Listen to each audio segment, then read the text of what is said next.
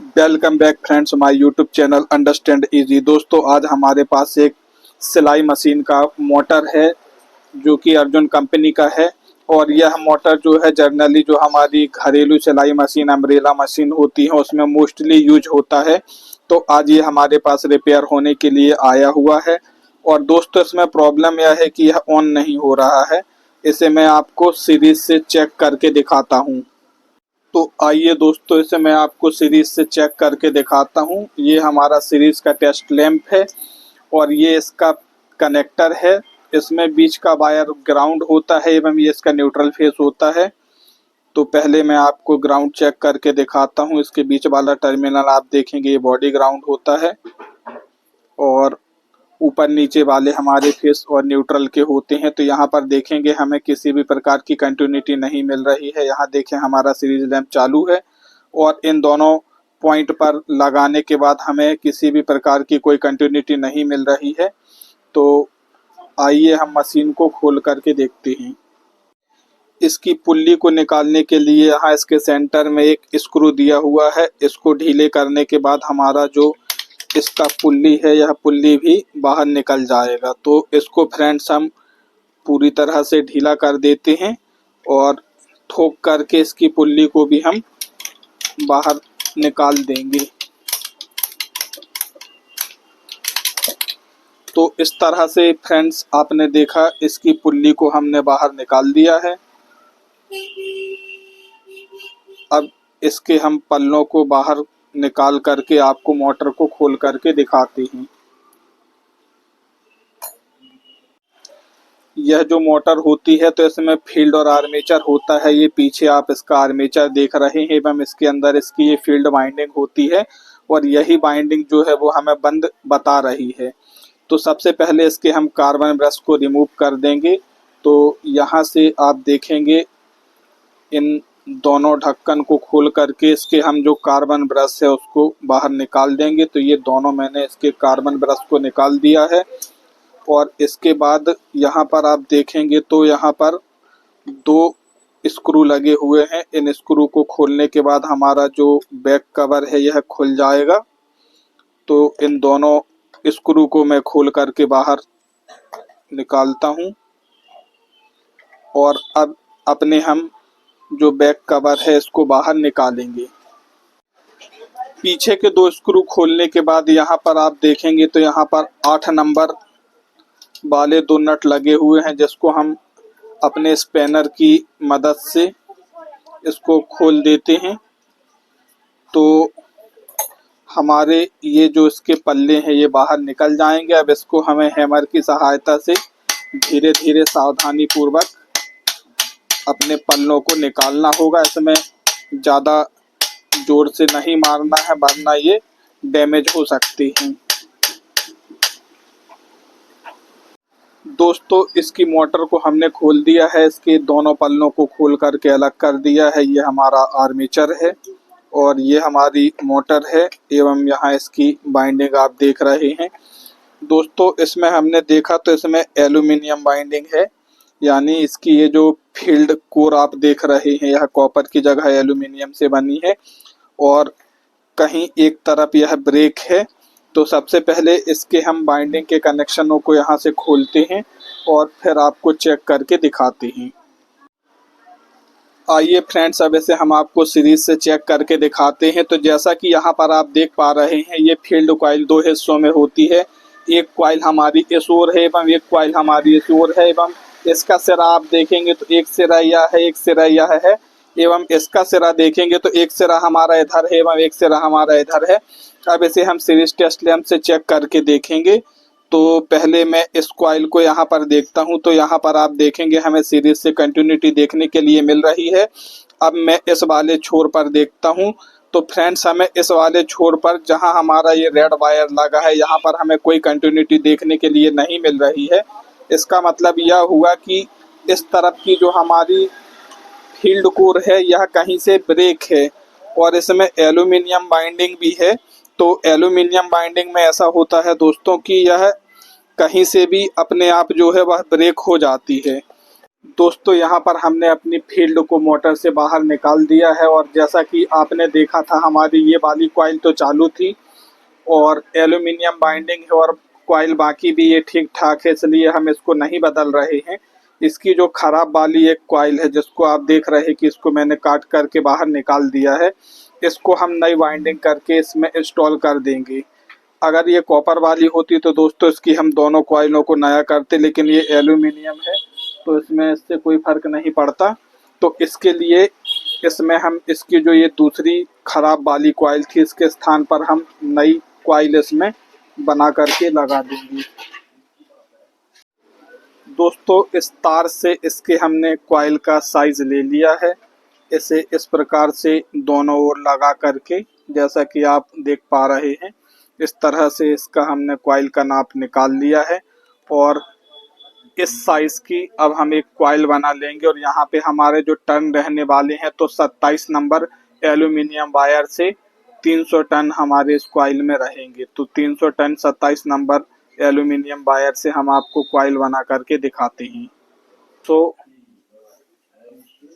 दोस्तों यहाँ पर हम 27 नंबर एल्यूमिनियम वायर से 300 टन की कॉइल बनाएंगे। तो आइए अब इसे हम बनाना स्टार्ट करते हैं।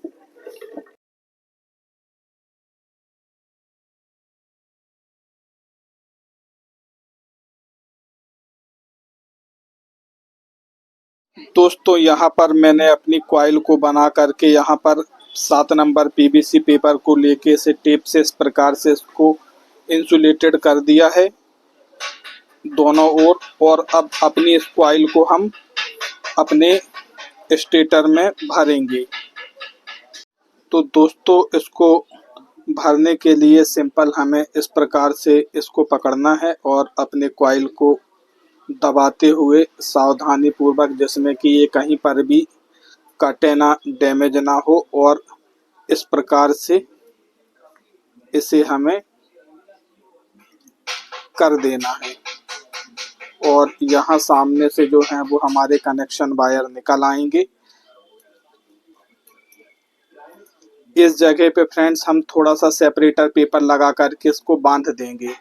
तो दोस्तों यहाँ पर दोनों ओर मैं सेपरेटर पेपर को इस तरह से लगा देता हूँ और इसके बाद मैं अपनी इस कॉइल को बांध देता हूँ। तो दोस्तों यहाँ पर मैं अपनी कॉइल को धागे की सहायता से इस प्रकार से बांध देता हूँ ताकि ये यहाँ वहाँ खसके नहीं। तो इस तरह से फ्रेंड्स हमारी जो कॉइल है वो इसमें फिट हो जाएगी। अब दोस्तों हम जो हमारे कनेक्शन वायर हैं, चूँकि यह एल्यूमिनियम बाइंडिंग है तो इसमें एल्यूमिनियम वायर है, तो इसको और हम मजबूत करने के लिए इसके साथ में हम एक कॉपर का वायर भी लगा देंगे। तो सबसे पहले इसका हमें जो इंसुलेशन है उसको अच्छी तरह से इस तरह से छील देना है ताकि इसके साथ में हम एक कॉपर वायर को भी लगा सकें, जिसमें कि कनेक्शन में एवं जिस जगह पे हमारे आर्मेचर के सोल्डरिंग होती है, आर्मेचर का जो कार्बन पॉइंट होता है, वहाँ पर हमारा सोल्डरिंग वगैरह जो है वह अच्छे तरीके से हो पाए। तो इसके लिए इसमें हम एक कॉपर वाले वायर को इसमें लगाएंगे। तो अपने वायर को हमें अच्छे तरह से जो है वो छील देना है। इसका मैं कॉपर वायर को ले करके इसको अच्छे तरह से जो है वो कॉपर वायर के साथ इसका कनेक्शन कर देता हूँ। तो दोस्तों जैसा कि यहाँ पर आप देख पा रहे हैं, मैंने अपनी एल्यूमिनियम वाले वायर के ऊपर इस कॉपर वाले वायर को अच्छे तरह से लगा दिया है और ठीक इसी प्रकार से यहाँ पर भी मैं इसी प्रकार से इसको करूँगा वगैरह करने में किसी भी प्रकार की कोई भी परेशानी नहीं होगी।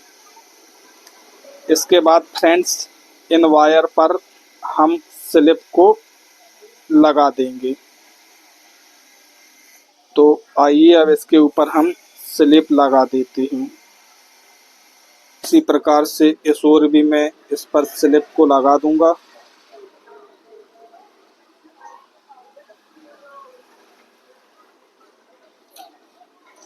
दोस्तों यहाँ पर इसमें हमने कॉपर वायर का कनेक्शन करके इसको कंप्लीट कर दिया है। उसकी बंधाई भी अच्छे से हो गई है। अब इसको फाइनली हमें अपने मोटर में फिट कर देना है और इसके बाद फिर इसमें हम वार्निश कर देंगे। तो आइए दोस्तों इसको मैं अब इसमें फिट कर देता हूँ। स्टेटर को इसका जो कवर है इसमें फिट कर देते हैं।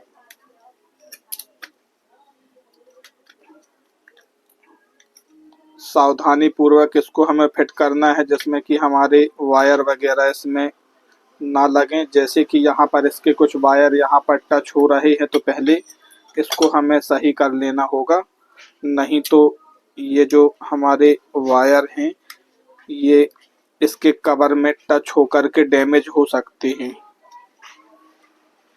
तो इसको मैंने इस प्रकार से साइड में कर दिया है और अब इसको फिर से इसमें फंसाने का कोशिश करता हूँ।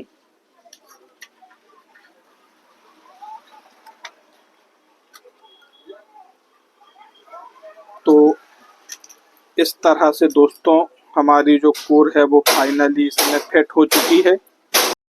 कोर फिटिंग के बाद दोस्तों अब इसमें हमने वार्निश कर दिया है।